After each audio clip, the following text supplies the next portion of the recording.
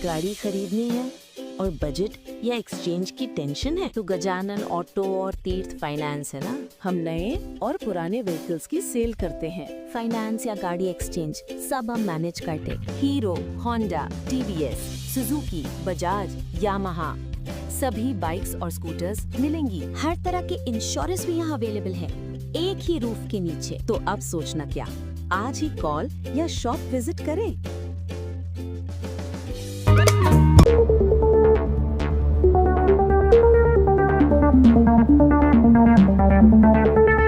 વલસાડમાં ઉમરગામ ખાતે જિલ્લા કક્ષાના 77મા પ્રજાસત્તાક પર્વની હર્ષોલ્લાસભેર ઉજવણી આદિજાતિ વિકાસ મંત્રી નરેશભાઈ પટેલે ધ્વજવંદન કરી સલામી આપી।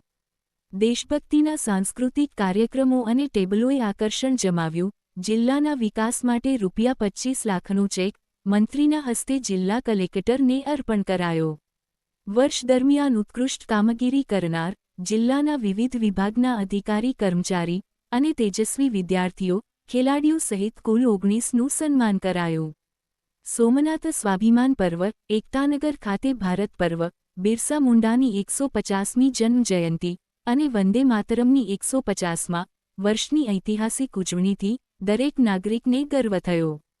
વનબંધુ કલ્યાણ યોજનાના ભાગ 2ના અમલીકરણ માટે 1 લાખ કરોડની ફાળવણીની જાહેરાત કરવામાં આવી, જેમાંથી વર્ષ 2025થી 26માં ₹30,120 કરોડ કરતાં વધારેની જોગવાઈ કરવામાં આવી। ઉમરગામમાં સરીગામ બાયપાસ રોડ, ઉદવાડા વાપી વચ્ચે રેલવે ઓવરબ્રિજ, ઉમરગામ નવી મામલતદાર કચેરી, પારડીમાં સાયન્સ કોલેજ, કપરાડામાં સરકારી કન્યા છાત્રાલય અને ઉમરગામના કલગામમાં સ્પોર્ટ્સ કોમ્પ્લેક્સ નિર્માણ। જિલ્લામાં પીએમ કિસાન સમ્માન નિધિ યોજના હેઠળ અત્યાર સુધીમાં 1,94,632 ખેડૂતોને ₹531 કરોડની સહાય આપવામાં આવી।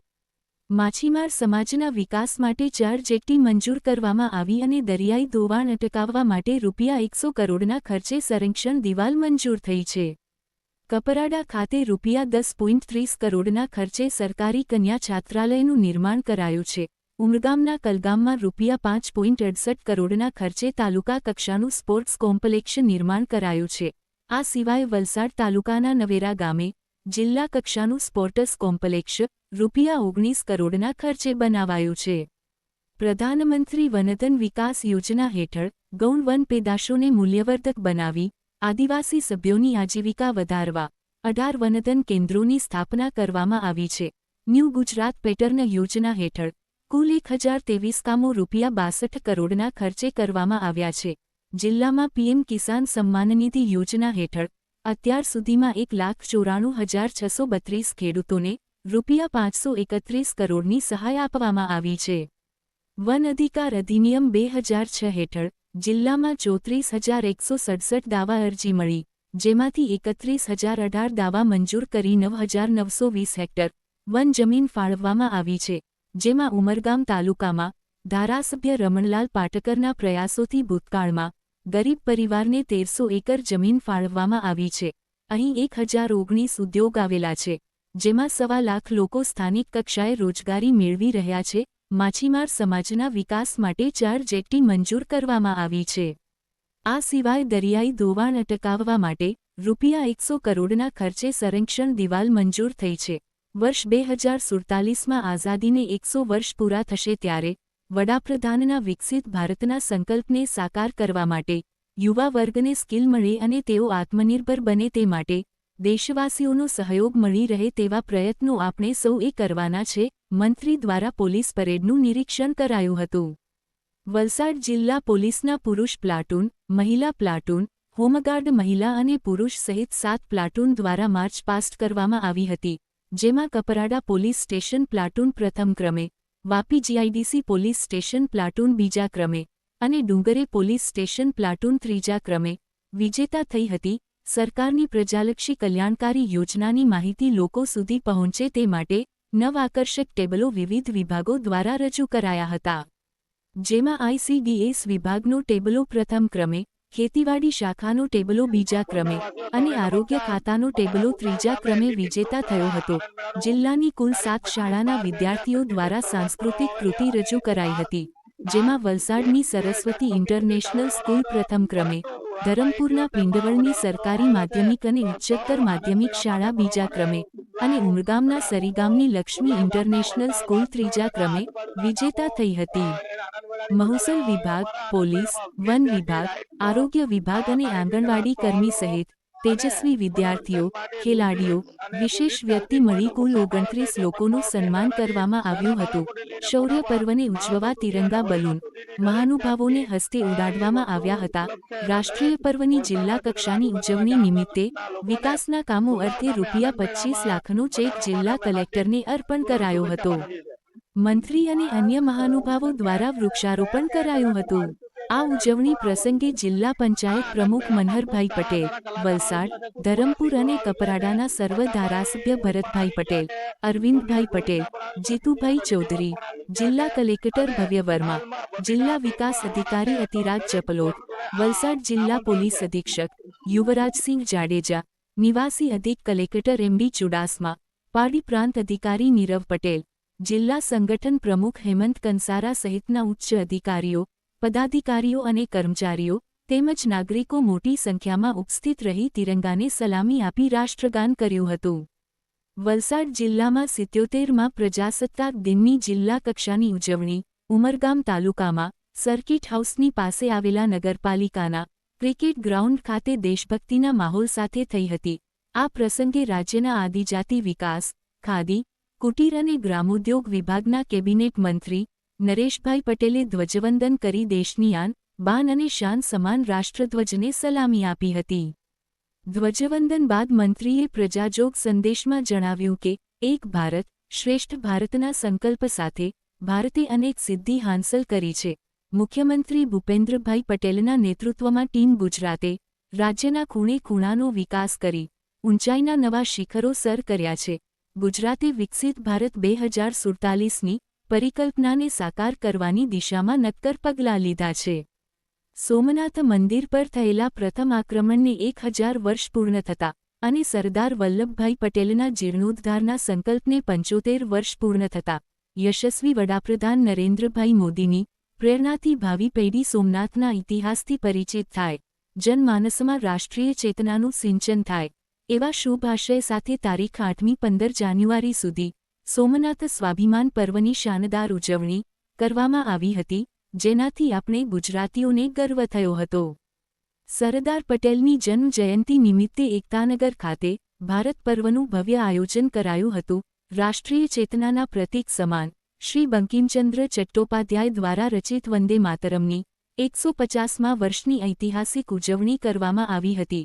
જનનાયક ભગવાન બિરસા મુંડાની સ્મૃતિમાં તારીખ 15 નવેમ્બર 2025 જનજાતીય ગૌરવ વર્ષ અને ભગવાન બિરસા મુંડાની 150મી જન્મ જયંતિ ભવ્ય રીતે ઉજવવામાં આવી હતી. ઉમરગામની આ પવિત્ર ધરતીથી અંબાજી સુધી 1378 કિમીની યાત્રા 14 જિલ્લાઓમાંથી પસાર થઈ હતી.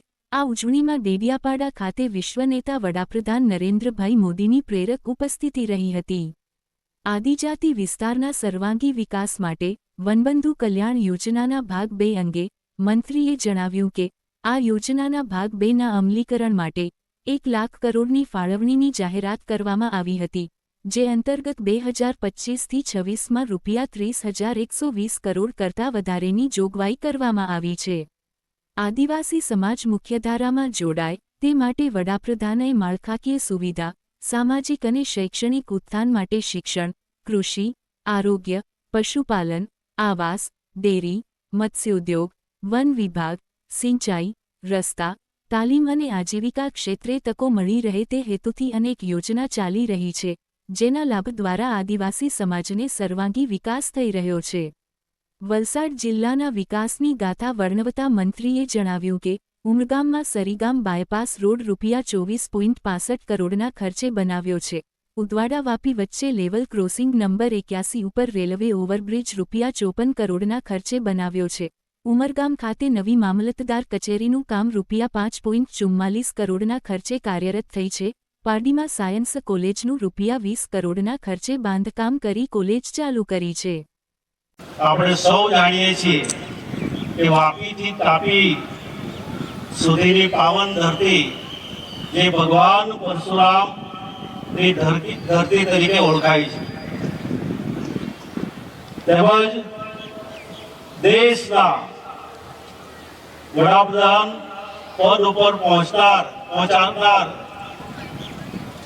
અને ભારત રત્નથી સન્માનિત સ્વ મોરારજી દેસાઈની જન્મભૂમિ પણ વલસાડ જિલ્લાના બધેલી ગામે છે. ભાઈઓ બહેનો, આજે વડાપ્રધાન શ્રી નરેન્દ્રભાઈ ના નેતૃત્વ હેઠળ દરેક ભારતીય નાગરિક હોવાનો વિશ્વાસમાં ગર્વ અનુભવી રહ્યા છે. ત્યારે ભારતની આઝાદી કાજે પોતાનું સર્વસ્વ અર્પણ કરનાર આઝાદીના લડવૈયાઓ, સ્વાતંત્ર્ય વીર, મહાનુભાવો, માતા બહેનો તથા તમામ સ્વાતંત્ર્ય સેનાઓને આજના દિવસે સત સત નમન કરું છું. એક ભારત શ્રેષ્ઠ ભારત, એક સંકલ્પ સાથે આપણા ભારતને અનેક સિદ્ધિઓ હાંસલ કરી છે. આપણા લોકપ્રિય માન્ય મુખ્યમંત્રી શ્રી ભૂપેન્દ્રભાઈ પટેલ ના નેતૃત્વમાં ટીમ ગુજરાતે ગુજરાતના ખૂણે ખૂણેનો વિકાસ કરીને ઊંચાઈના શિખરો સર કર્યા છે. ગુજરાતે વિકસિત ભારત 2047ની પરિકલ્પનાને સાકાર કરવાની દિશામાં નક્કર પગલાં પણ લીધા છે.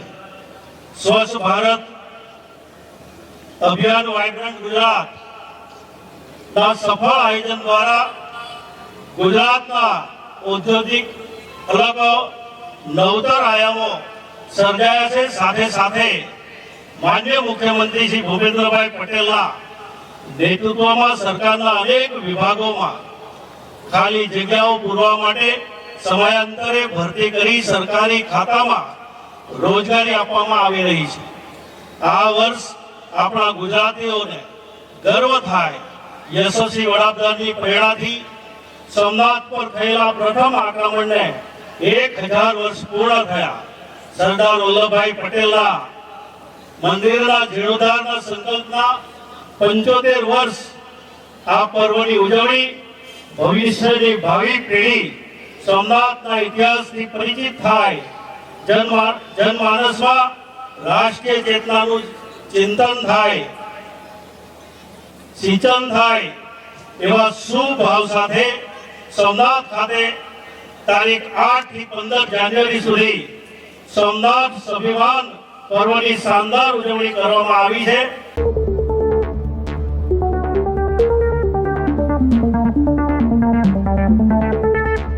गाड़ी खरीदनी है और बजट या एक्सचेंज की टेंशन है तो गजानन ऑटो और तीर्थ फाइनेंस है ना. हम नए और पुराने व्हीकल्स की सेल करते हैं. फाइनेंस या गाड़ी एक्सचेंज सब हम मैनेज करते. Hero, Honda, TVS, Suzuki, Bajaj, Yamaha सभी बाइक्स और स्कूटर्स मिलेंगी. हर तरह के इंश्योरेंस भी यहाँ अवेलेबल है, एक ही रूफ के नीचे. तो अब सोचना क्या, आज ही कॉल या शॉप विजिट करें.